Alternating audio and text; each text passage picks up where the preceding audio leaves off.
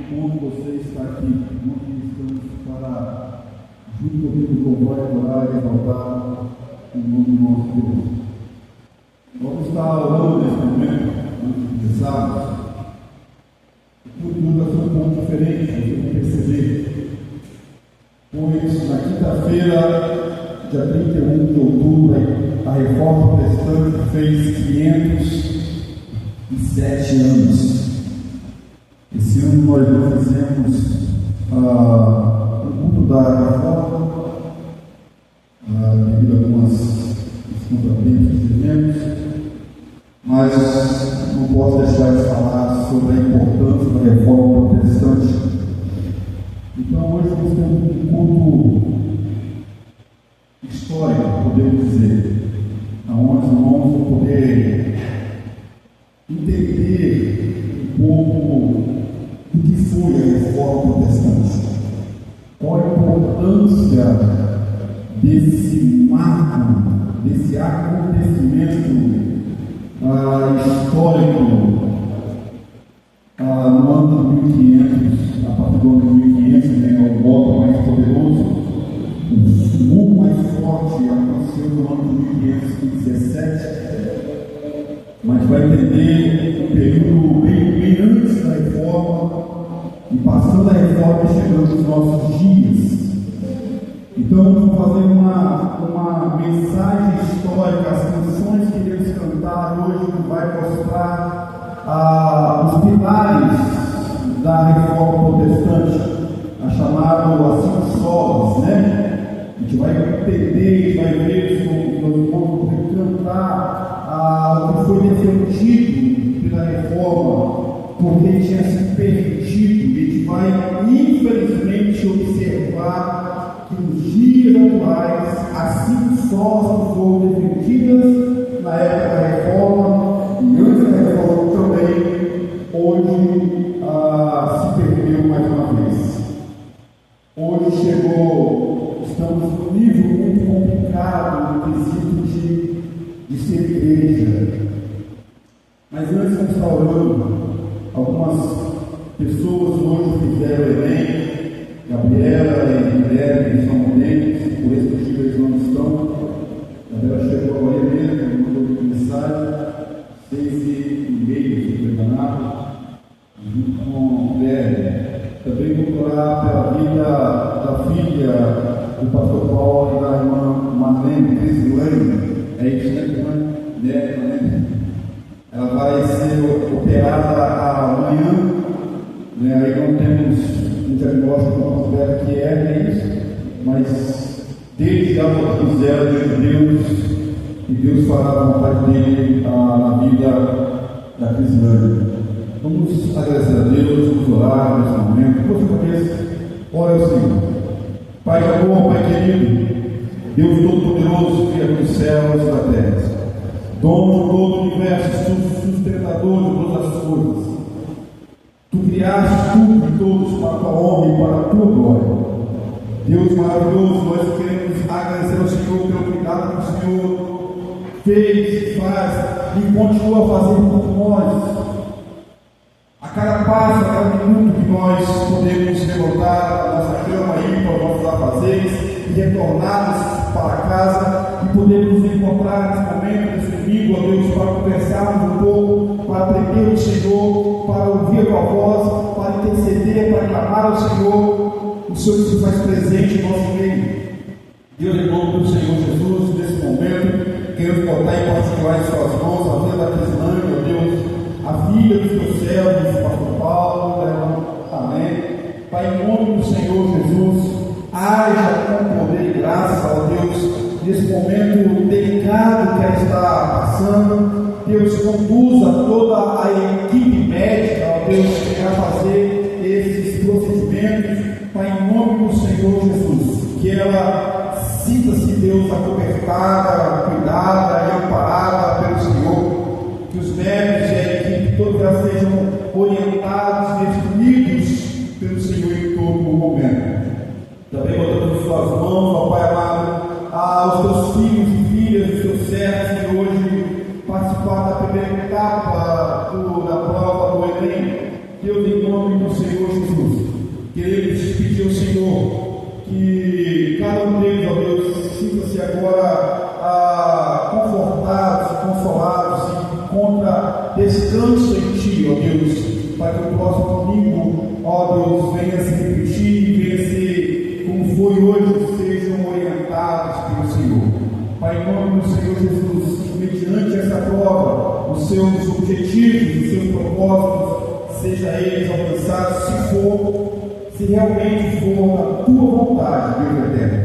Que o Senhor conduza cada filho do Senhor,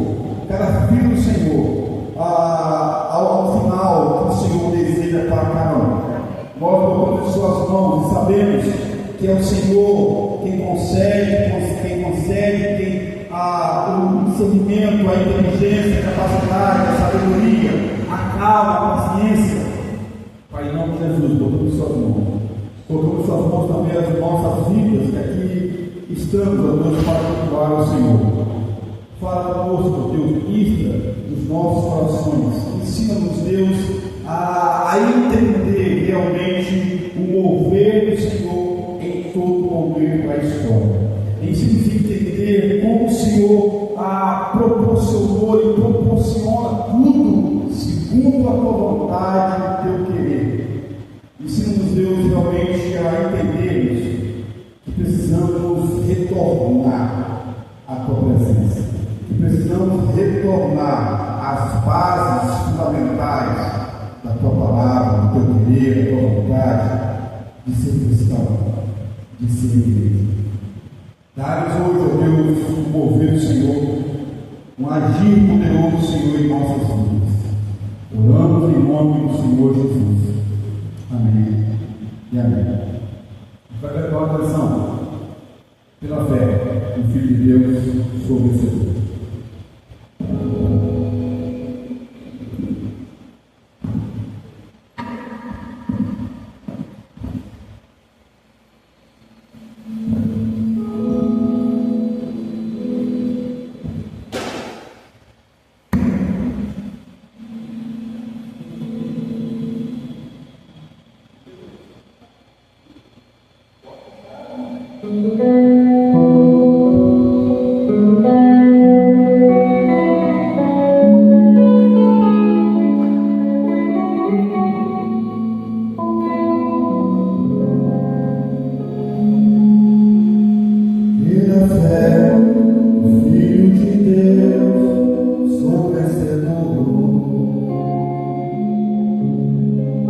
Todo mal afasta de mim, Cristo Senhor.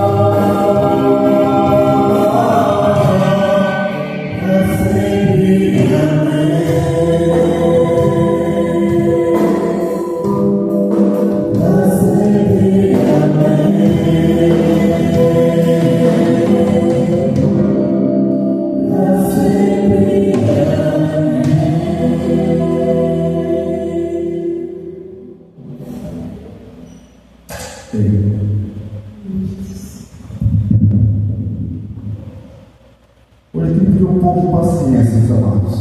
Eu vou falar um pouquinho, mas não vou passar da hora. 507 anos da Reforma Protestante. Eu quero trazer nessa noite, nesse culto, um culto histórico, onde eu tenho que abordar a questão, ver o percurso, um pouco do percurso da história. 507 anos da Reforma, o retorno a Cristo. Eu queria ler dois textos nessa noite.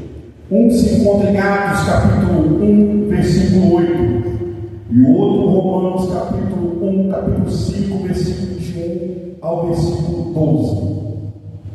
Atos capítulo 1, versículo 8. Cristo agora está próximo da sua ascensão, de voltar para o céu. Mas antes disso, ele ensina há muitos dias, a gente vai ver, mas ele faz uma promessa para os discípulos. E ele fala assim, Atos 1, versículo 8: mas recebereis poder ao descer sobre vós o Espírito Santo, e sereis minhas testemunhas. Olha a ênfase: e sereis minhas testemunhas tanto em Jerusalém como em toda a Judéia e Samaria e até os confins da terra. Agora abra sua Bíblia lá para Romanos capítulo 5, o versículo 1 até o versículo 12. Romanos capítulo 5, o versículo 1 até o verso 12. Acompanhe comigo essa leitura. Romanos 5, versículo 1 ao versículo 12. Justificado, pois, mediante a fé, temos paz com Deus, por meio do nosso Senhor Jesus Cristo, por intermédio de quem obtivemos igualmente o acesso pela graça, pela fé, a essa graça na qual estamos firmes e gloriamos na esperança da glória de Deus. Na glória de Deus. E não somente isso, mas também nos gloriamos nas próprias tribulações, sabendo que a tribulação produz perseverança, e a perseverança a experiência, e a experiência a esperança. Ora, a esperança não se confunde, porque o amor de Deus é derramado em nossos corações pelo Espírito Santo que nos foi outorgado.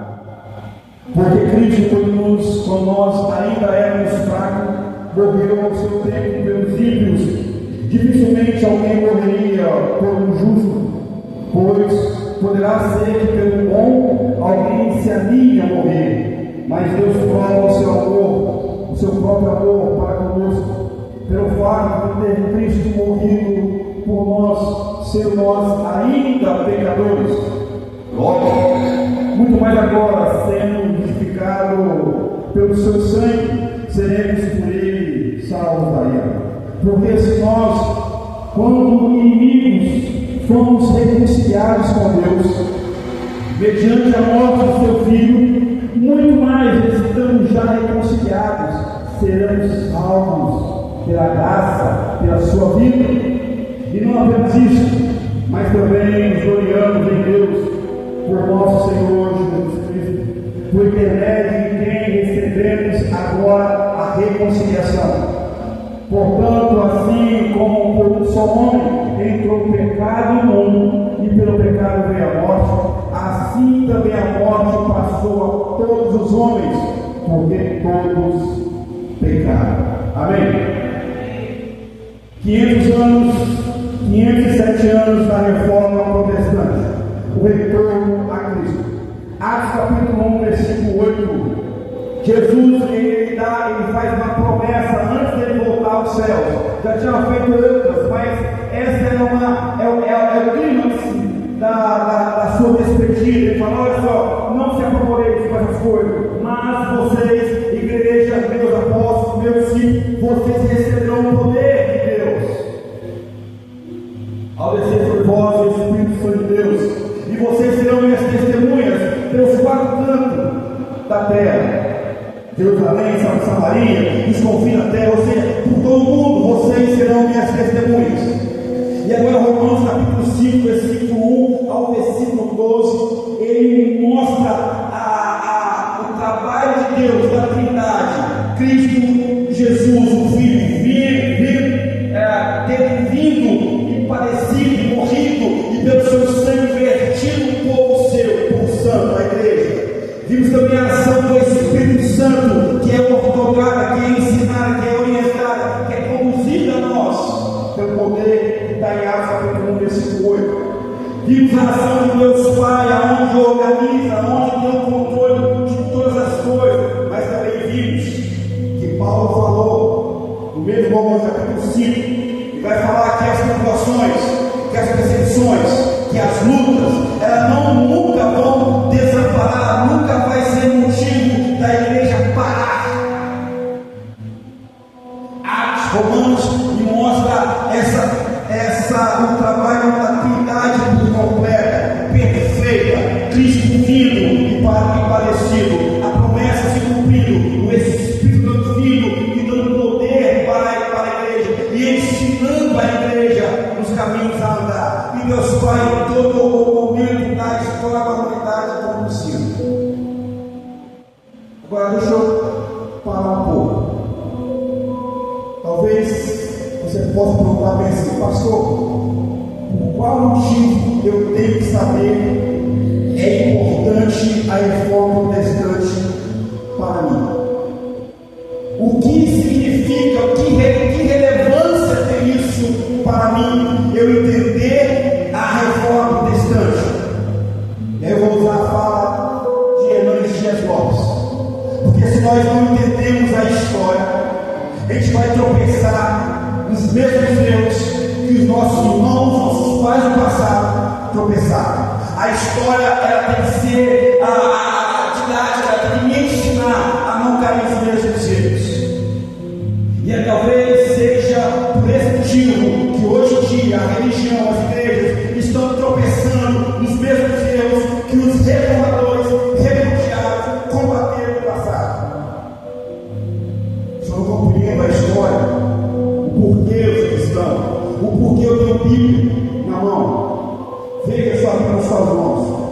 Milhares de homens e mulheres sangraram para que a sua vida hoje, para que a nossa vida hoje chegasse nas nossas mãos. Homens que perderam a vida, mulheres foram repartidas aos meios, para que a palavra de Deus chegasse nos nossos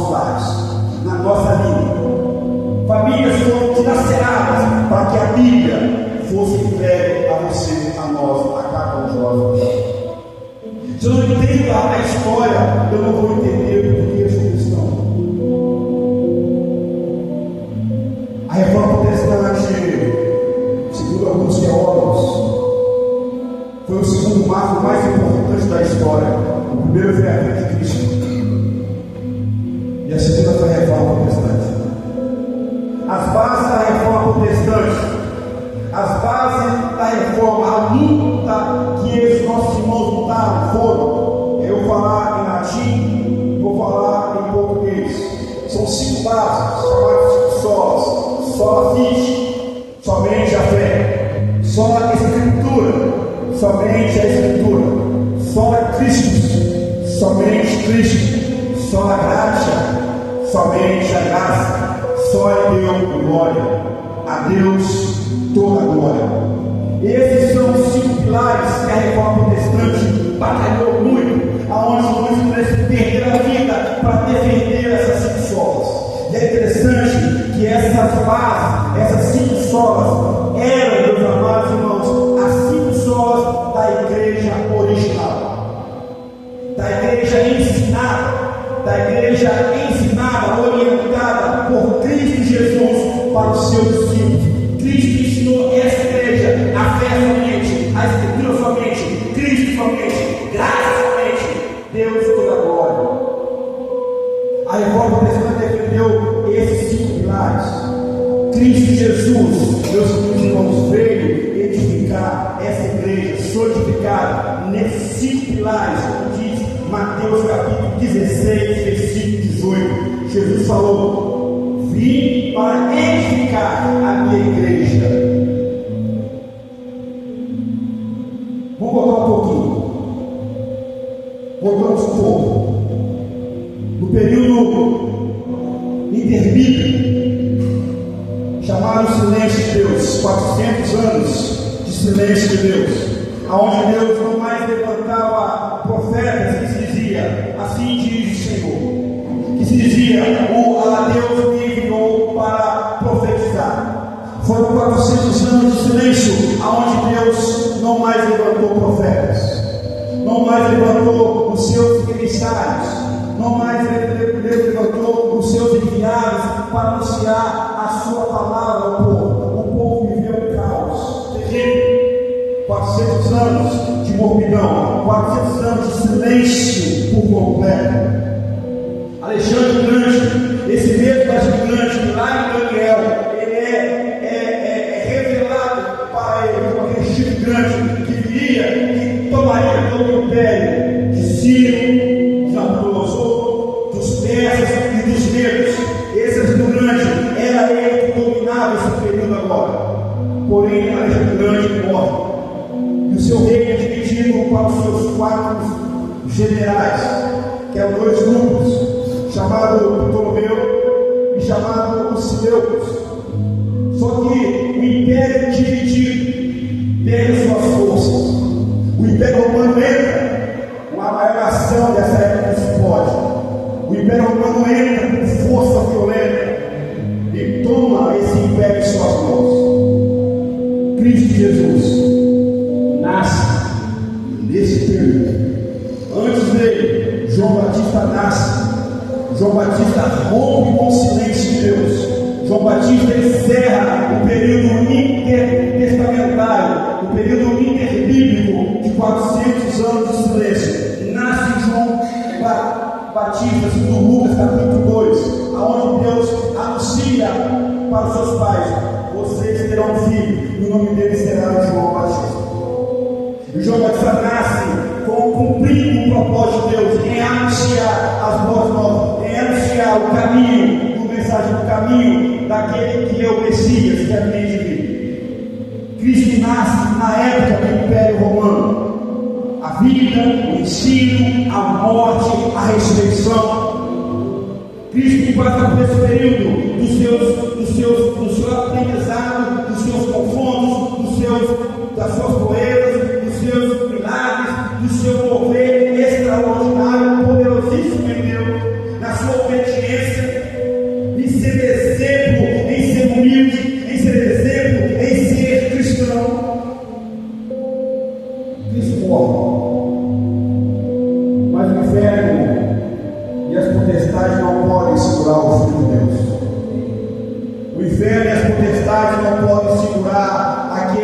é o Criador de todas as coisas.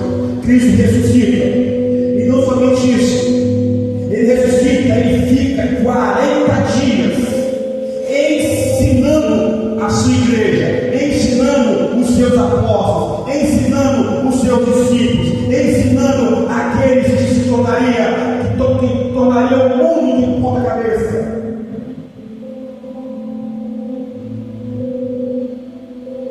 Cristo ensina, Cristo fortalece os seus discípulos, Cristo faz uma promessa.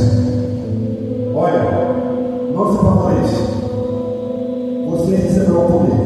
Atos capítulo 1, versículo 8, nós faremos. A igreja, meus amados irmãos, presenciou alguns imperadores. Não podemos estar todos, porque senão não teremos que gastar alguns dias aqui. Mas a igreja passou por imperadores como Calígula, um dos mais promíscuos que teve. Um outro imperador terrível chamado Nero, Vespasiano, Domiciano. Atos registra, meus amados irmãos, se você for olhar Atos, ele registra mais ou menos 30 anos de acontecimentos e cumprimentos da promessa do poder, da promessa de Deus e do poder de Deus atuando na sua igreja. Atos mostra exatamente isso. Os 30 anos do avanço dessa igreja.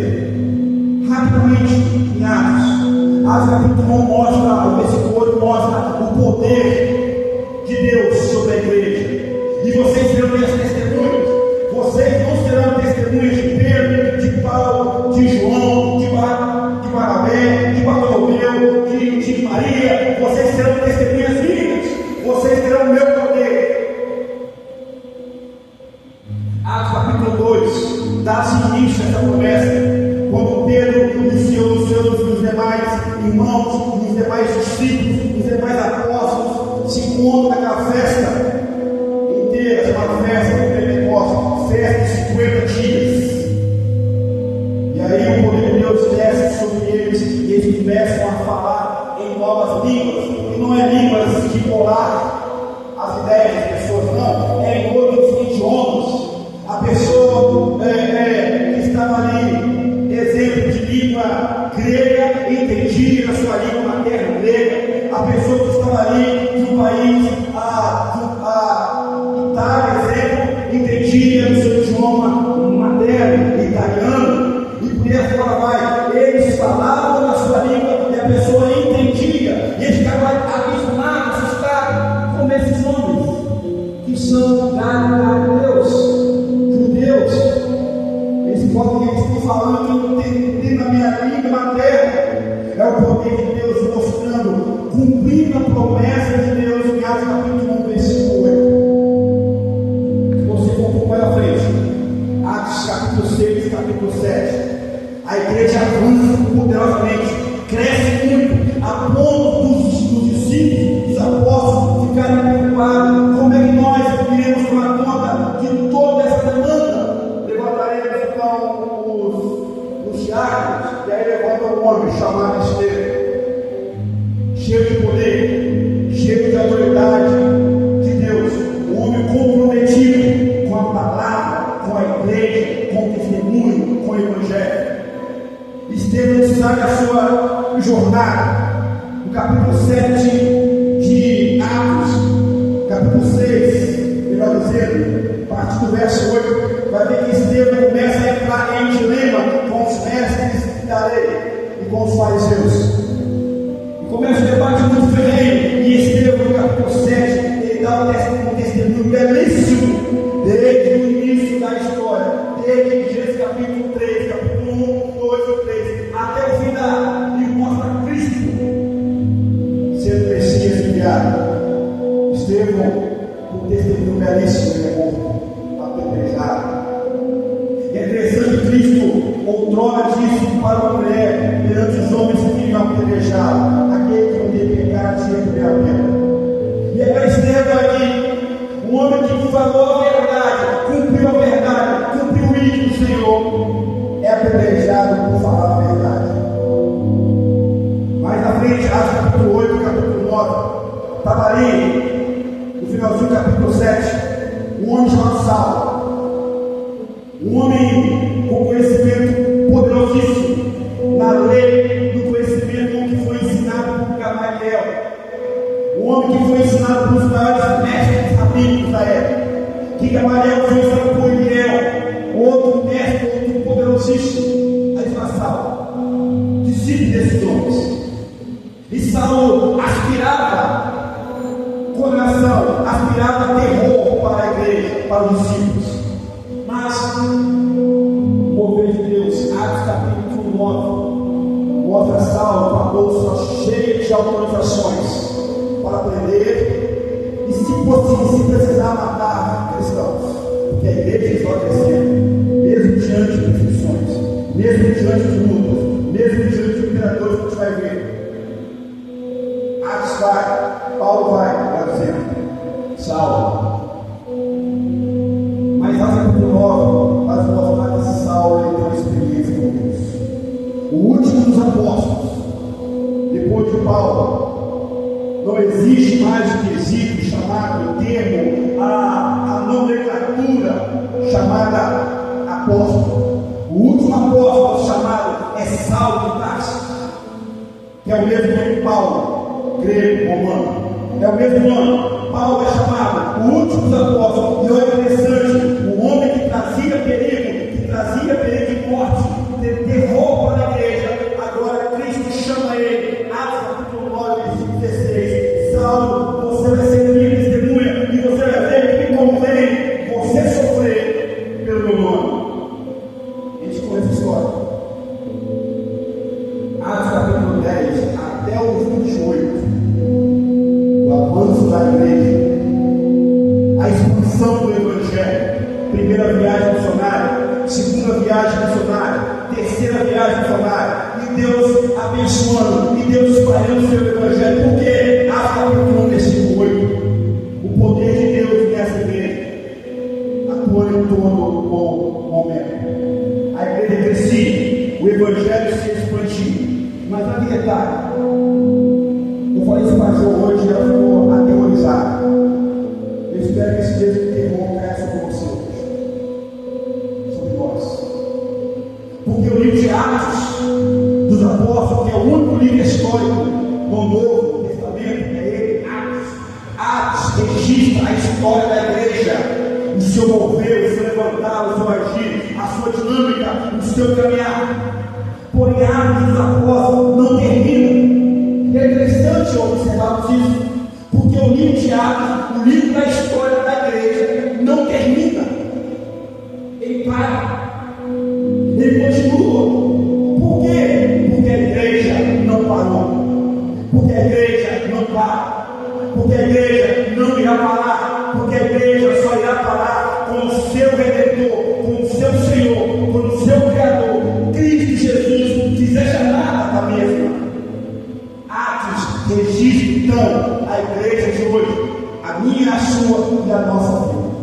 E isso é de atemorizar, porque temos exemplos de Pedro, Paulo, Tiago, Bartolomeu, Tomé e tantos outros homens. Atos está registrando o que está acontecendo com a igreja hoje. Pastor, então eu posso escrever Atos? Não, o cano está fechado, mas espiritualmente o mover de Deus está acontecendo e continuará acontecendo. A história da igreja, meus amados, a história da igreja é de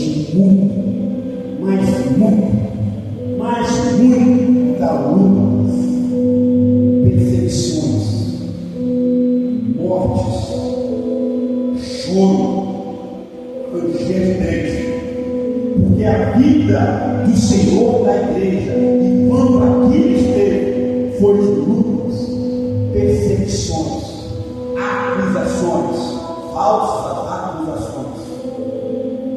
E ele mesmo falou: se perseguiu a mim, que sou o Senhor, quanto mais vocês que são meus discípulos. A história da igreja é uma história de lutas, perseguições, por homens, por imperadores como Calígula, Domiciano. Esses, meus amados, foram homens terríveis para o cristão, para a igreja, levando à morte milhares e milhares de cristãos. Você tem ideia? Rapidamente, Nero, no ano 64 depois de Cristo, Nero colocou fogo em Roma. Roma tinha 14, mais ou menos, 14 cidades. 4 delas eram habitadas quase por completo por cristãos. O Império Romano via que a igreja do Senhor, por mais perseguição, acusações, por mais cassações que estavam contra eles, a igreja não parava de crescer. A igreja crescia mais e mais, mais e mais. E aí Nero, na sua loucura, no ano 64, ele ateia fogo em Roma. Queridos, mais de 20 milhões de cristãos são mortos por esse ano. Faltando-se madeira para fazer cruz, para crucificar os cristãos. Mas não parou. Eles pegaram o bicho, tacavam os homens, na criança, na mulher, na família cristã, tacava bicho e tacava fogo neles. Por quê? Porque ele acusou os cristãos, porque as 4 cidades que era infestada, podemos dizer no bom sentido, de cristãos, não estragou nada. Assim como lá no Egito, quando as 10 pragas acontecem e a última praga acontece, Deus observa que da primeira à 10ª, os cristãos, a cidade onde estavam os judeus era intocável. As 4 cidades de Roma, que continha muitos cristãos, não foi atingido com as chamas. E ele acusou. Está vendo, filhos? Homens morreram. O outro homem, Vespasiano, no ano 72, vamos lá.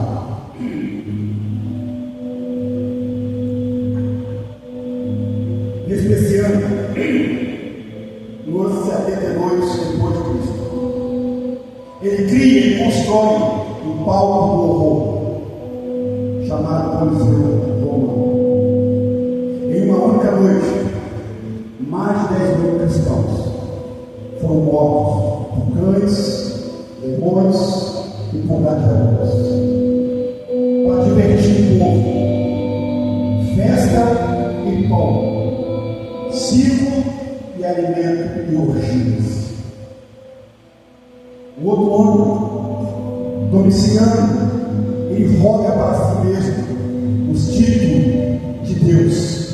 Ele quer ser reverenciado como Deus. E escrevamos de João, apóstolo João, que escreveu o Evangelho de João, as cartas de João e o livro de Apocalipse. João, ele não concorda com isso, ele não se dobra perante esse calor de Luciano. E aí ele pega o João, dá caindo no tambor de óleo quente, frio vento. Mas João milagrosamente não morre. Isso fica espantado. Domiciano fica doido. Não quer pegar esse homem, manda João para ele de pátio. Achando eles, travariam João. As portas fecharam, terrenos para João. Mas Deus abriu a porta do céu para que João sobe aqui, que eu te mostrarei o meu mover em todo o mundo. Mesmo diante, meus amados, de tantas lutas, de tantas perseguições, de tantas mortes, a igreja de Cristo Jesus não parava de crescer. Mesmo diante de tanto terror, a igreja de Cristo Jesus não parava de avançar. Por quê? Porque no mesmo Mateus capítulo 16, versículo 18, versículo 20, Cristo falou uma outra promessa para os discípulos: olha, fique tranquilo, as portas do inferno não prevalecerão contra a igreja. Mesmo que se levante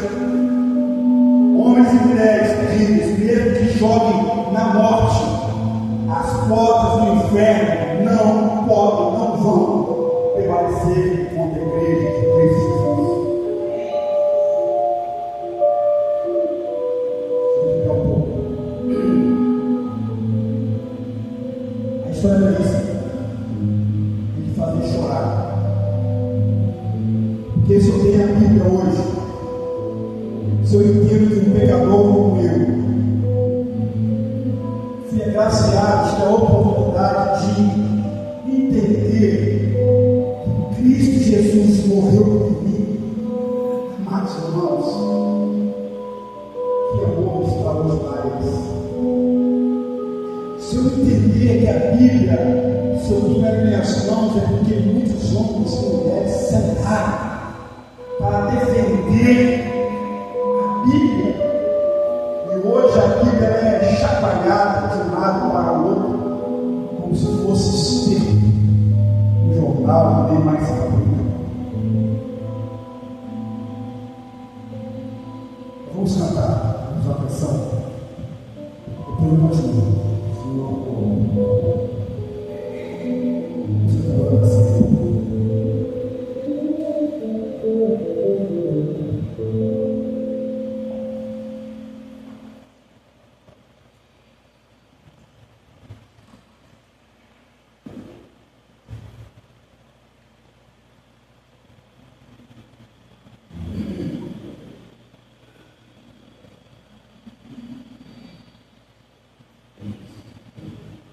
Nós vamos louvar o Senhor, declarando a Ele que a graça dele é uma graça maravilhosa, a graça que nos alcançou, a graça que nos salvou, pela qual nós somos salvos pela graça de Deus. É essa graça que nós iremos declarar agora ao Senhor, que a graça dele é uma graça maravilhosa. Enquanto nós estaremos cantando, também teremos a oportunidade de entregar perante o Senhor os nossos dízimos e as nossas ofertas. Vamos cantar com muita alegria ao Senhor, maravilhosa graça. Quem tem poder sobre o pecado?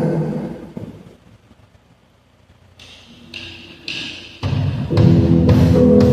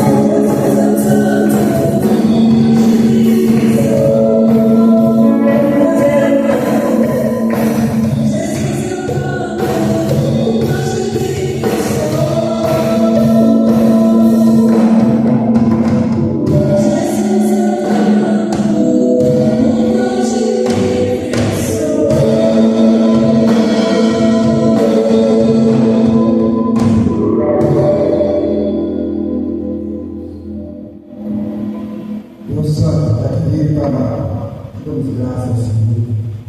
Por fidelidade dos teus filhos que buscaram o Senhor os seus dízimos e ajudam os pés. Abençoa-os poderosamente, por tua bondade e a tua misericórdia, em nome de Jesus. Amém. Irmãos, podem sentar. Daniel, depois do fé. Tenha a bondade de Deus e pela graça de Deus. Diante de tantas perseguições, tantas lutas, tantas prisões, tantas mortes, no ano 270 depois de Cristo, surge aquele que foi considerado ou referenciado como imperador que deu a liberdade e a autoridade ao cristianismo. Isso depois de ele ter falado, que ele teve uma visão, que viu na cruz subindo, onde Cristo falava para ele: Constantino, você será vitorioso nessa batalha. Você será o próximo imperador e comandado. Esse é o homem, Constantino. Esse homem, ele ganha as batalhas realmente.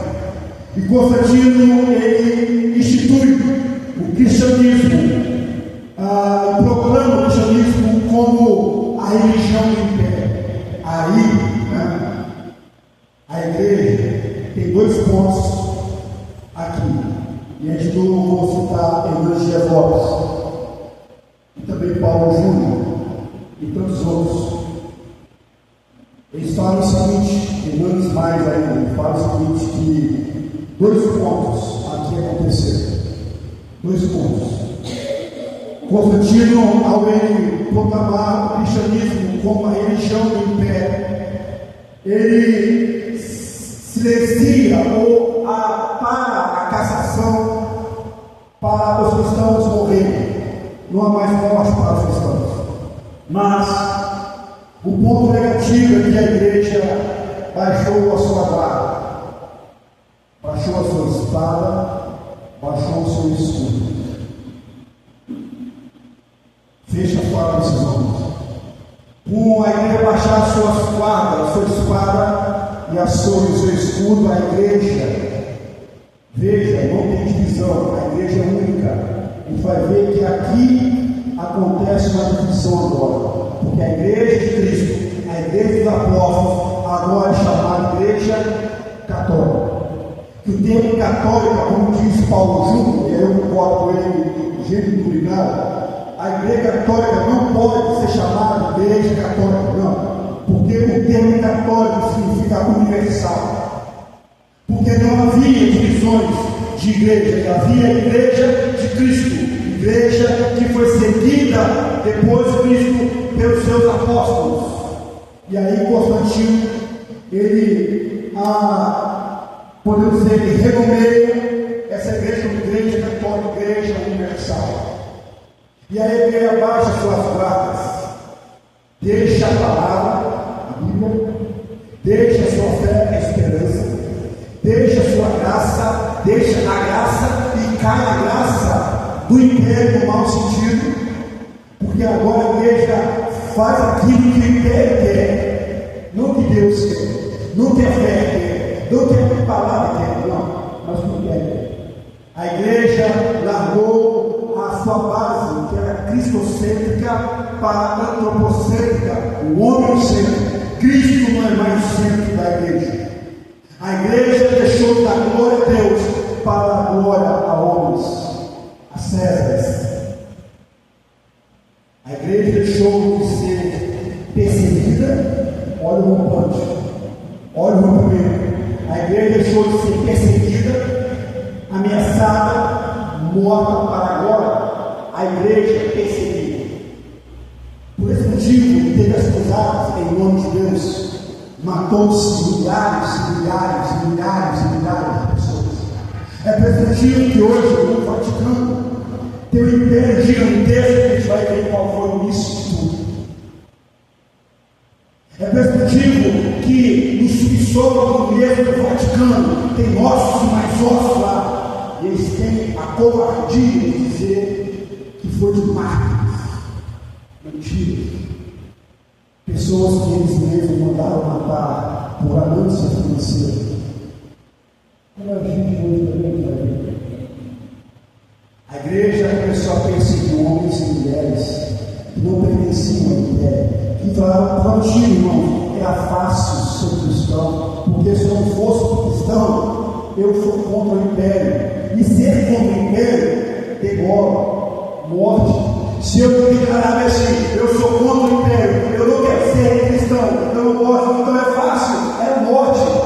Aí, queridos irmãos, aqueles que diziam, eu não pertenço a isso, está regulado, em nome de Deus. Passou a perseguir. A igreja deixou de falar das boas novas de Jesus, para ensinar aberrações humanas, como adorações a anjo. Nasceu aqui. Orações pelos mortos.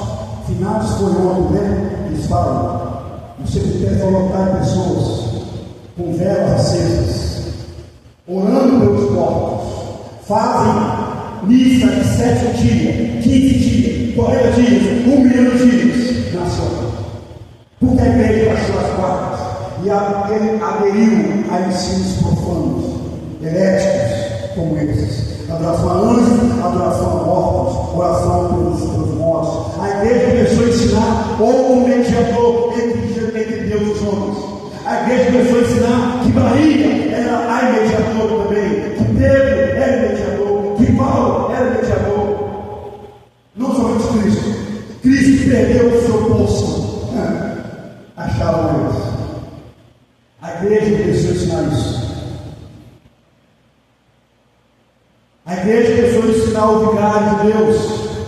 Os papas, os padres, os arcebispos, os pastores de hoje em dia, que auto se declaram o próprio Deus. Eu ir contra o Papa. Nessa época tinha uma frase: ir contra a igreja é ir contra Deus. Nessa época, ir contra a igreja é ir contra Deus. E se você não é da igreja, você não tem salvação. A salvação não está nas mãos da igreja. A salvação não está nas mãos de homens e mulheres. A salvação não está nas mãos do Papa, arcebispo, pastor, padre ou qualquer outro ser humano da face da terra. A salvação é pela graça de Deus e pela misericórdia de Deus. Vigário de Deus nunca existiu, nem vai existir. Mas até hoje eles acham isso. A igreja começou a ensinar que os homens podem perdoar pecados. É chamado de confissões auriculares. Aquele que o padre, que a pessoa pegou, ele chegava perante uma caixinha fechada, com os furinhos, e lá dentro o padre, e ele falava assim: pastor, o padre, eu pequei, eu fiz isso. E aí esse homem, esse vigário, entre aspas, de Deus, alistava um monte de regras, de textos, de orações. Faça isso 40 vezes e será perdoado. Vai para a fé. O perdão vem de Deus, pertence a Deus, é de Deus. Porque a igreja começou a ensinar o purgatório, aonde a pessoa morria e aí não teve uma comunhão com a igreja. Nessa época, a igreja ficava, a alma das pessoas ficava no purgatório, pagando seus pecados, até que um dia alguém resolvesse orar por ele e Deus, com olhar de misericórdia, olhasse para ele e recebesse a alma dele. Até você, a igreja começou a ensinar dentro das indulgências. A gente vai ver no período de Martinho Lutero, levou esse homem chamado John Texel, enviado pelo próprio Papa, porque queria construir a Catedral de São Pedro, que hoje é o poderosíssimo Vaticano. Ele envia John Texel, pregando: se a sua moedinha bater no fundo dessa caixa, a alma do seu ente querido é liberta do purgatório, do inferno, e é alcançada nos braços de Deus. vem da diligência. A Bíblia não fazia parte do povo. A Bíblia, longe da mão do povo. A Bíblia, só quem tinha direito a ela é só os magnatas, os arcebispos, os papas, os monges, por aí fora vai. O culto era pregado, era ensinado em latim, e poucas pessoas, quase zero, sabiam latim. E aí, sem conhecimento, o povo, o terror da morte do inferno, ficava nas mãos dos poderosos, arrancava tudo que eles tinham: terrenos, bens, vidas, famílias e mais famílias.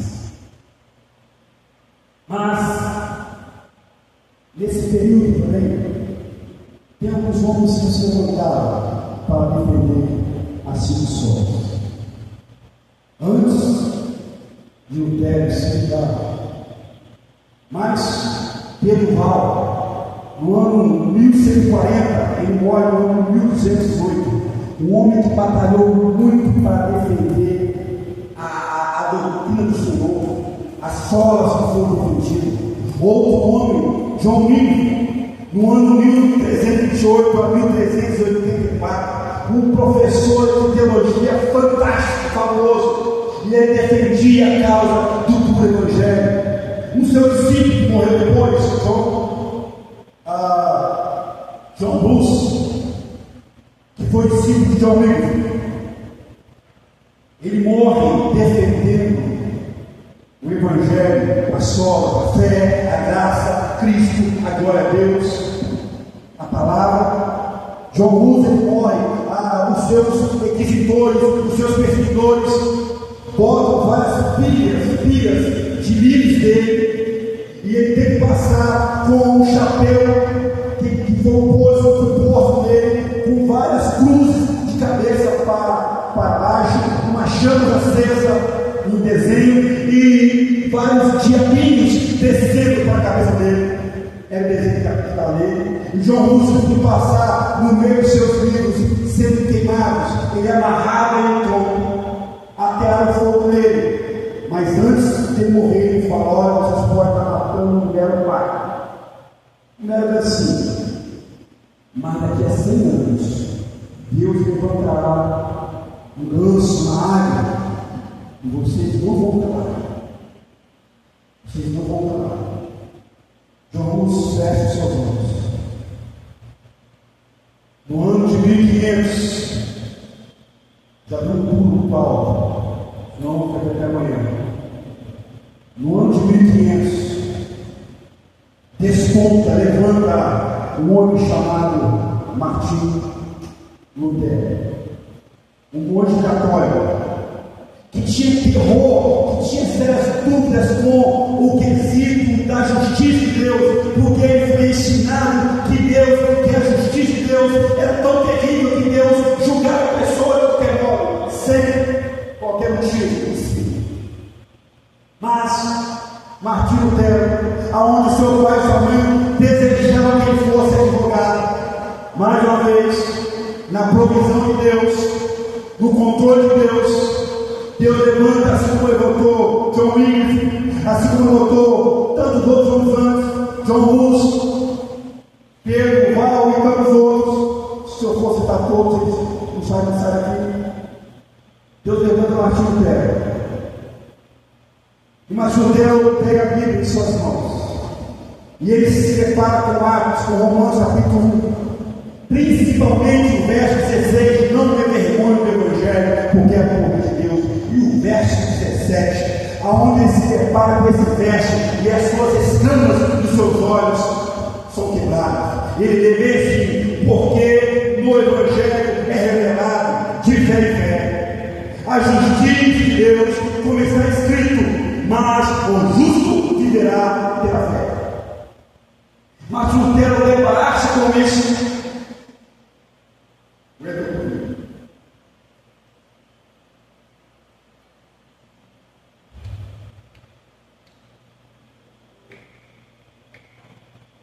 Mas Lutero deparar-se com essa frase, esse verso tão fabuloso: as as tramas dos olhos de Martim Lutero são quebradas, assim como foi a de Paulo, e no caçar dessa vida. Assim como foi a minha, a sua, a nossa. Foi com Lutero. E aí ele começa a perceber que as práticas da igreja que ele tanto defendia, assim como Paulo defendeu a lei, mas Lutero percebe que as suas práticas estão totalmente erradas. E aí o mestre de Martim Lutero manda ele para Roma para ele aprender a teologia mais pura. E aí ele se depara com o vigarista John Terson, que eu falei, enviado pelo Papa. Em uma praça, John Terson botou um banner muito grande com fogo e chamas, diabos, golgafos, e aí matando as pessoas que estão no purgatório. E pregando assim: eu sou o vigário, eu sou enviado pelo vigário de Deus.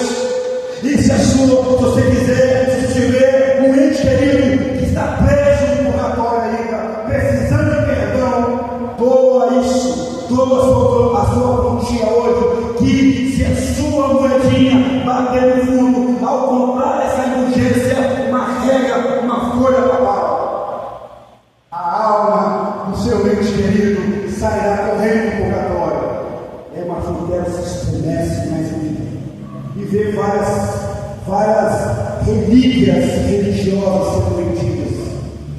Como é hoje, salvou-se, água benta, lenço vendido, ungido, toalhinhas de homens que jogam para vender, vassouras ungidas, salvou-se, revelações. Assim como é hoje, Martim Lutero vê essa imundícia tudo. E aí no ano de 1517, no castelo de Wittenberg, um castelo que era uma escola teológica, era uma universidade, podemos dizer. Martim Lutero pega 25 teses e a fixa nessas portas. E aí todo mundo passava ali, olhava e via, e rapidamente foi produzido. Devido às suas teses contra as práticas religiosas, no ano de 1521, Martim Lutero foi chamado para diante de Worms para explicar e se retratar e se desculpar dos seus ensinos. Mas, perante os papas, perante o conselho clérigo daquela época, perante os magnatas daquela época, Martim Lutero, na primeira instância, ele se estremece, ele pede um tempo, ele vai orar. E segundo alguns historiadores, a pressão diabólica é tão terrível para Martim Lutero, que ele, vou usar mais uma vez a frase, o termo que Hernandes Geraldo falou, a pressão é tão forte para ele que ele pega o seu tinteiro e atira da parede. Ele fala: faço, eu não vou mais ser envergonhado por você. Virou-se o dia. Chegou de novo a dieta. Martim Lutero, e aí Martim Lutero, você se retrata, você se desculpa dos seus ensinos. Martim Lutero fala assim: a menos que pela palavra eu seja refutado, a menos que pela palavra de Deus eu possa entender que eu estou errado, é impossível eu me retratar, é impossível eu me desculpar, e que Deus me defenda, que Deus me ajude. Martim Lutero, nesse lugar, nesse momento, qualquer um poderia matar Martim Lutero, que não ia ser um crime. Martim Lutero sai daquele local, é raptado por um dos homens que gostavam de Martim Lutero, um imperador, um governante do local, e é preso em um castelo. E aí ele escreve, começa a traduzir a Bíblia para vários idiomas, e escreve tão belo hino que vamos cantar agora Castelo Forte.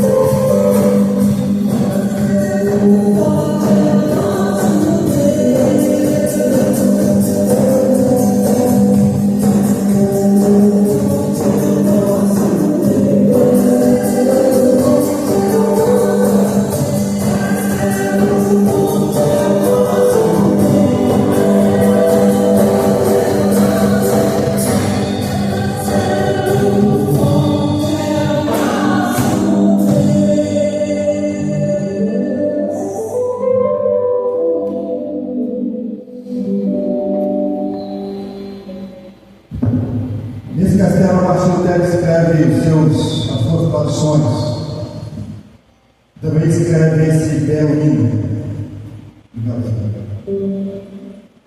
Esse belo hino que relata o poder da palavra de Deus. A palavra ficará em todo momento, por mais que passar.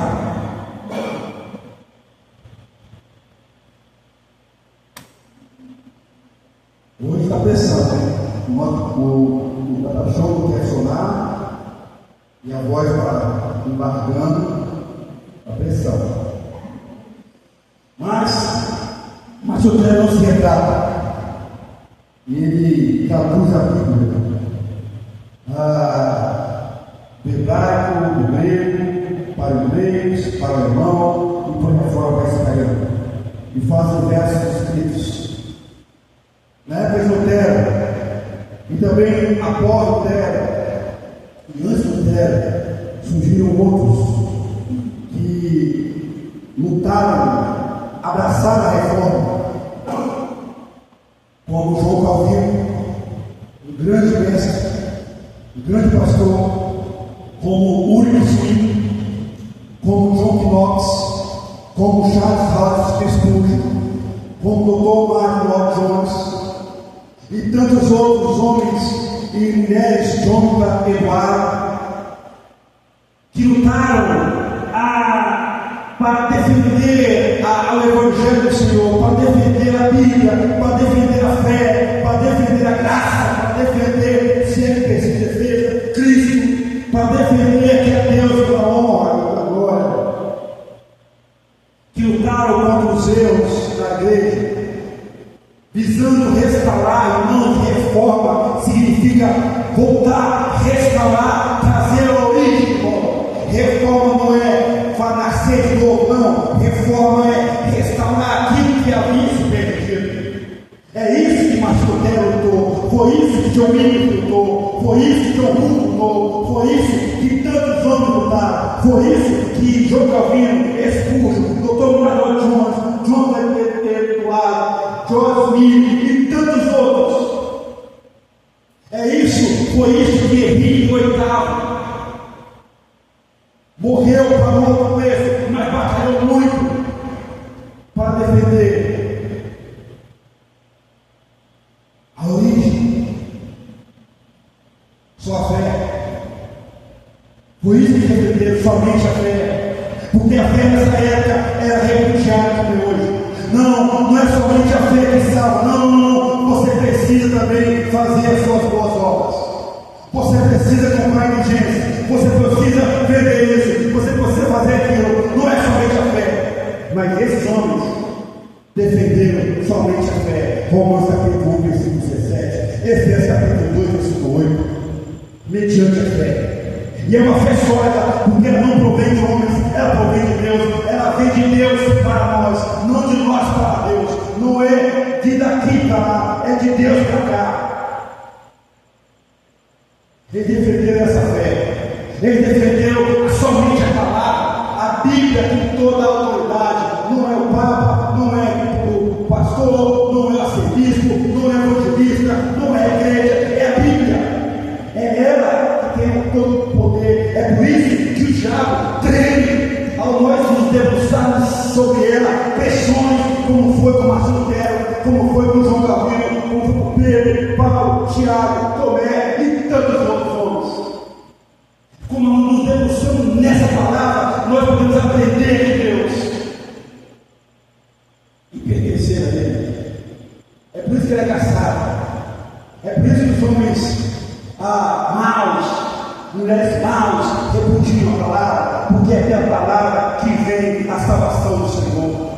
Que eu possa aprender que eu sou pecador, eu posso entender que há uma esperança, que é Cristo Jesus, que é pela graça dele, é pela palavra, irmãos. É por isso que Salmos 119, verso 105 ao 112 vai dar ênfase a essa palavra. É por isso que 2 Timóteo, capítulo 3, versículos 16, 17, vai falar que a palavra é inerrante, ela é poderosíssima para ensinar, redarguir, corrigir, chamar a atenção e levar o homem ao amadurecimento.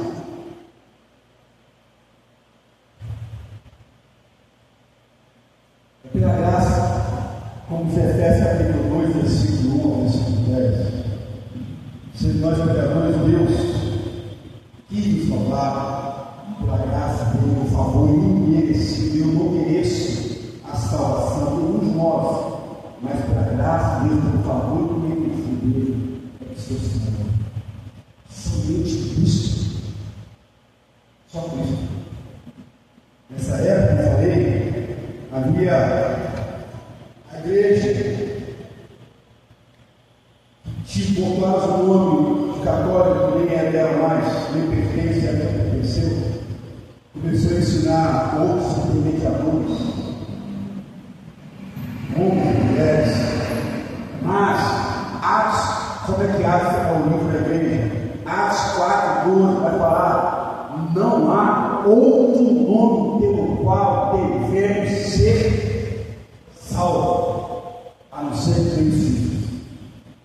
Também, meus amados irmãos, se 1 Timóteo capítulo 2, versículo 5 e 6, vai nos mostrar que Jesus é o único mediador entre Deus e os homens. Não tem João, não tem Pedro, não tem Tiago, não tem Maria. Maria morreu e ele sabe qual é o nome dela. Só Cristo é o mediador. Só Ele, mais ninguém. Só a Deus a glória. 1 Pedro capítulo 1, versículo 3. A Deus Pai toda a honra e toda a glória dos céus e da terra. É por isso que Salmo 115, versículo 1 vai falar que toda a glória pertence a Deus. Não é mais ninguém. Não tem um homem na face da terra que merece honra, que merece glória. Só Deus. É por isso que 1 Coríntios capítulo 4, capítulo 10, versículo 31 vai falar, vai enfatizar, Paulo enfatiza que a glória não pertence a homens e mulheres, mas a Deus. Eu pergunto para você,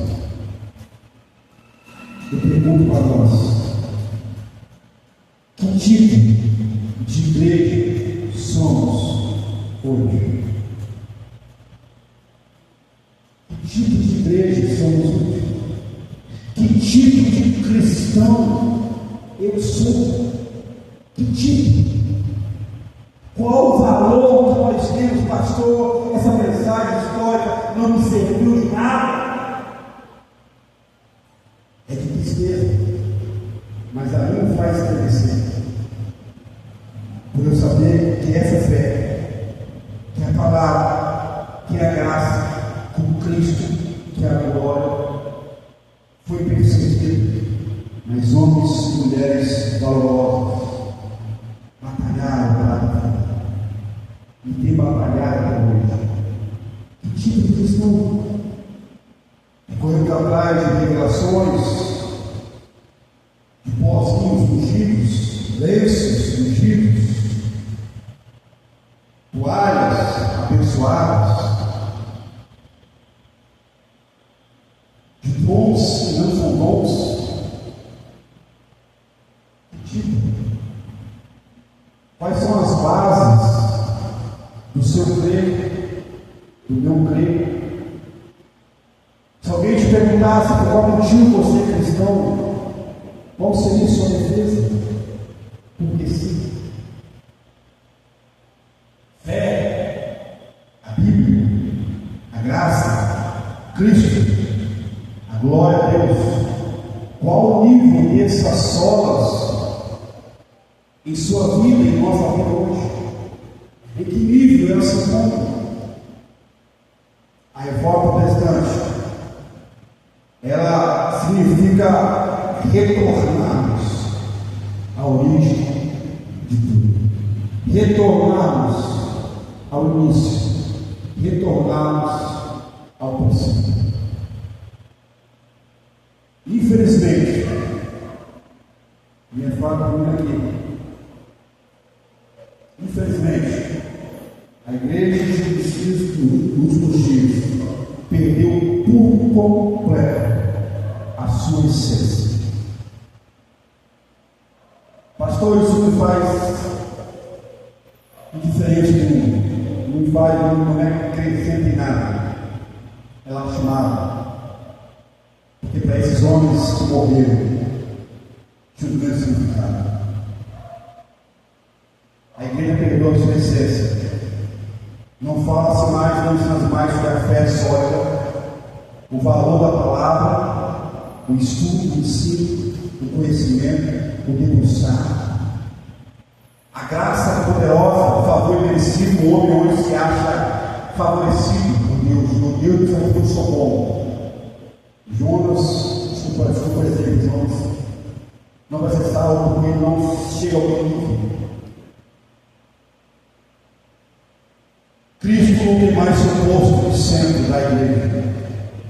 Como está em Apocalipse capítulo 2, a igreja de Laodiceia, a igreja de Pérgamo e tantas outras excluíram Cristo.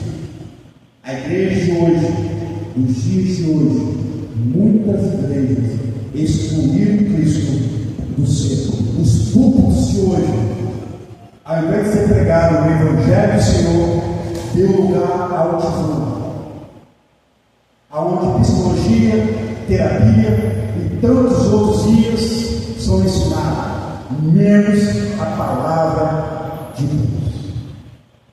Que Deus tenha misericórdia de nós. Que Deus tenha misericórdia da igreja. Que Deus tenha misericórdia do seu povo. Que Deus abra os olhos, assim como fez com Saulo, assim como fez com Lutero, assim como fez com tantos homens. Que Deus faça também hoje. Que haja uma reforma na igreja. A gente vai cantar uma oração e terminar com ela.